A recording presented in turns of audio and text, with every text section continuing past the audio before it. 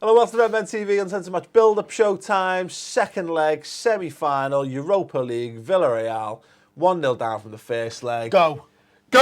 Reds, attack! Defeat, win, eat their faces. Look, lads, let's be honest, it's feeling a little bit flat in this room, but we'll see if we can ramp it up as we go along, of course, but look, we've done this a couple of times recently, but no messing around anymore. Here we go. It's the biggest game of the season. This is the biggest game Liverpool have had in 10 years. Ooh. Agree? Disagree? No, I don't agree. I think Man City at home and Chelsea at home were bigger that season. Yeah. What season?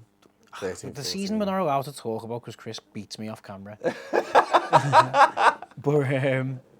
But yeah, I think honestly, when we were in that running for that title, and when we started to believe it, every game was huge, but City at home and Chelsea at home were massive. So I wouldn't say in the last 10 years... 90 minutes away from a European final. I know, but it's not the Champions League final. The league it's games the are the game Europa we League. finished second. I know, honest, but I'll I throw agree it with in. you. The caveat is it's the third biggest game The in the last 10 sensible years. argument, Chris, Is Milan 2007. was Milan 2007, but the point is that off the back of winning the European Cup, winning an FA Cup, we were on a roll of really good form and getting into important games. At that point, I think that is a completely valid argument to make. My point on this is that we've fallen so far from that standard that yes it's not the Champions League, yes it's the Europa League, but for Liverpool to get back into a European final again, because look, we came close under Benitez, we didn't do it. Europa League has proved a massive thorn in our sides consistently, and in the UEFA Cup since we won it in 2001.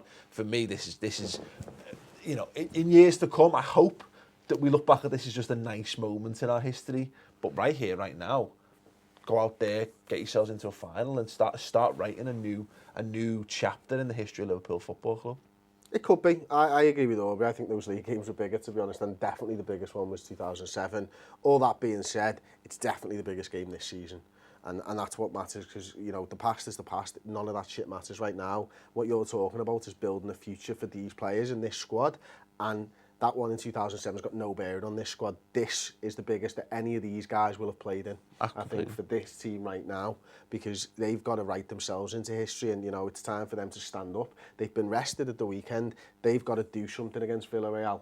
They got a 2-0 victory against Valencia at the weekend. They're coming off the back of that and beating us in a little bit of a sucker punch type of way. They almost celebrated like the tie was over, and it's up to our players to go out there and say, it's not fucking over. You're coming into our house now and we're going to dick you in the face. Absolutely, completely. Is that what happens in your house?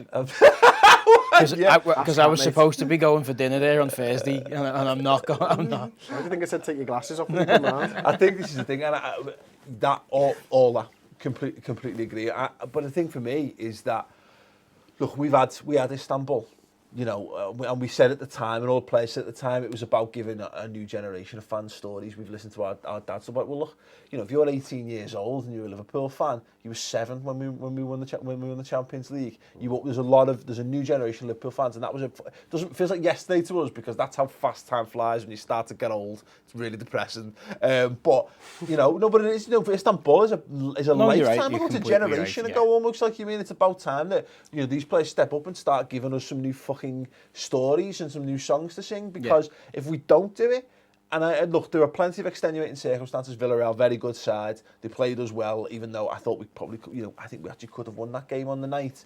But we've got injuries. We're not going to put our best 11 on the pitch. Fuck it, I don't care. Players have got to go out there. Exactly what you're saying. They've got to go out there and die for us on the pitch there. And all of us in the stands as well have got to go and basically expend our lungs and voices to support them, because I'm bored of it. I'm bored of us being shit. I've had enough. I obviously I will continue because I've got no choice. But we need to get there and start winning some European silverware again. Definitely, and it's very similar to the Istanbul thing in the sense of there's potentially as many as 6 players who could start in that starting 11, and then I predict if we got through would start in the final.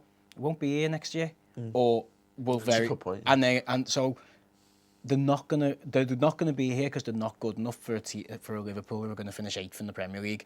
They're definitely not going to go to a team that's going to win anything, or win anything of this magnitude. So you want one of these medals in your locker, lads? Go out and get a final medal. In terms of Toure, who's won stuff, go out and get one last significant medal to add to your collection. In the terms of Joe Allen, Skirtle, I'm trying to think. I had them in my head then. Potentially Mignolet. Mignolet. Go out and actually get a Europa League medal to your name, because you're probably not going to get one.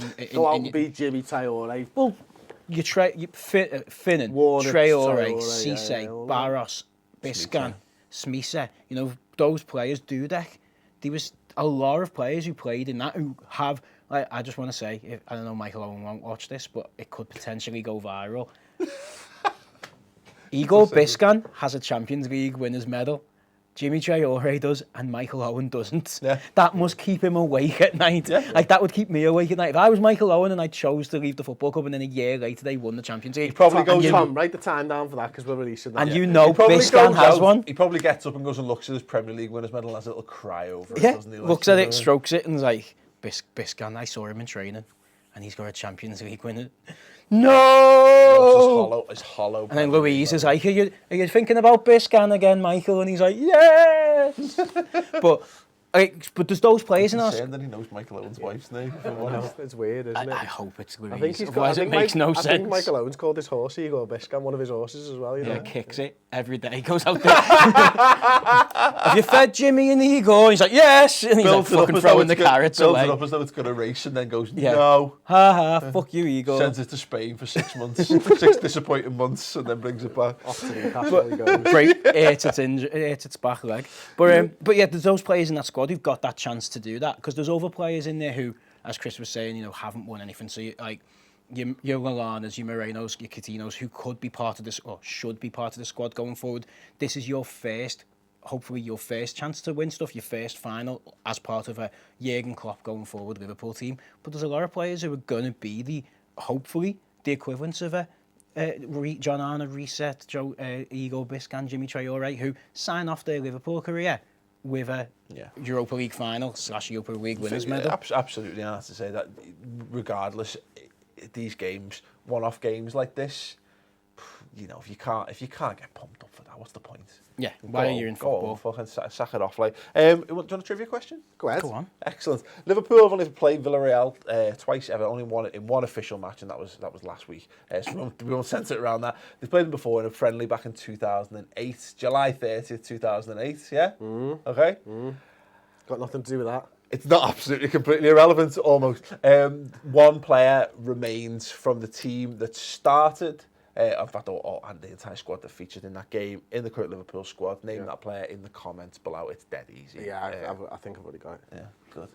Cool. Leave that in the comments below and we'll give you the answer to confirm what you already know at the end of the show. So, big changes at the weekend. I'm gonna get this wrong now. They made 10 changes to their team. Only Roberto Soldado started. Got himself an assist as well. Got himself an assist, got 60 minutes under his belt.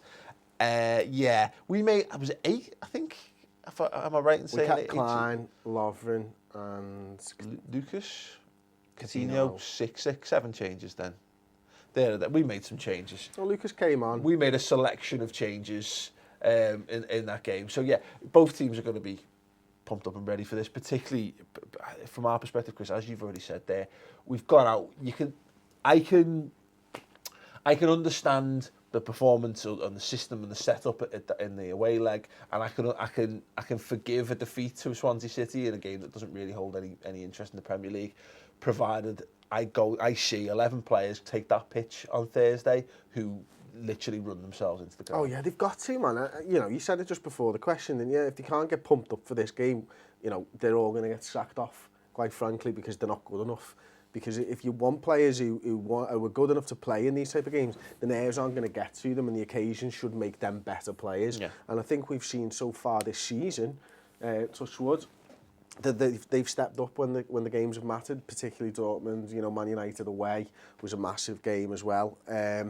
So I believe that they will step it up. I think that, much like you guys, Villarreal were there for the taking. I think we've got to go out there and just blitz them early. I think that's what we've got to do. Because it's important to get a quick start because the crowd will get into it. Yeah. And I think that's what takes us over the line on Thursday. Do you think there needs to be one eye on their counter-attacking setup though, Aubrey, that we don't want to run the risk of, an away goal puts us right back into absolute hero territory required again? Oh yeah, we walk analytically and tactically. Yeah, we're walking that tightrope. They're a counter-attacking team. They're very comfortable in possession. I'm kind of fed up of English teams being crap in the Premier League. Premier League teams being crap in Europe. Yeah. Why? Because Europeans are a different game. We'll make it the Premier League then. We're apparently the biggest league in the world. We've got good players, undoubtedly.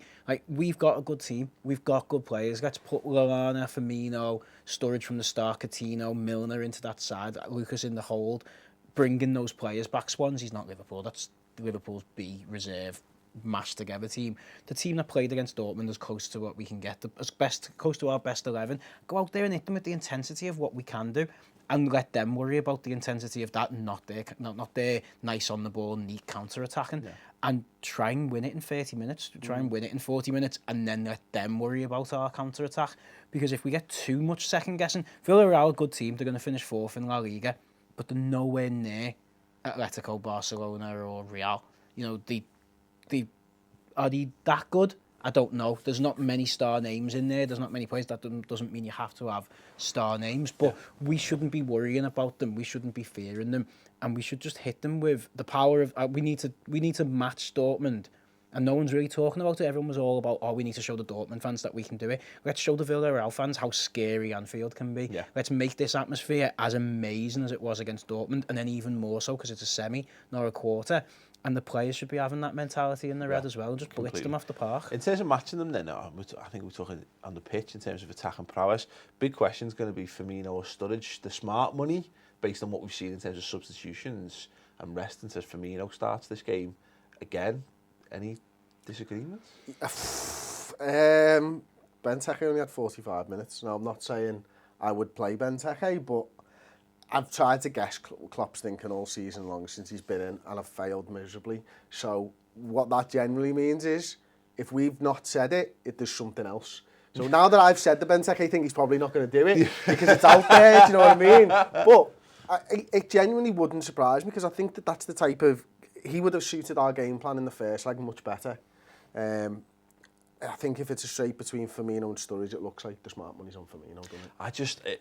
It's mad because the media are trying to stir it up big time, this Sturridge stuff, and there's quotes from Sturridge. I'm not Liverpool forever and all that. Everyone loves it. Everyone loves a little line that, as you said on the final watch, everyone loves a little bit of a meltdown. They love the fucking gag behind it and hoping that things are all crumbling to pieces. But you wouldn't think Sturridge would be involved in this game because, again, that's 90 minutes. He played 90 minutes last weekend and didn't feature over there.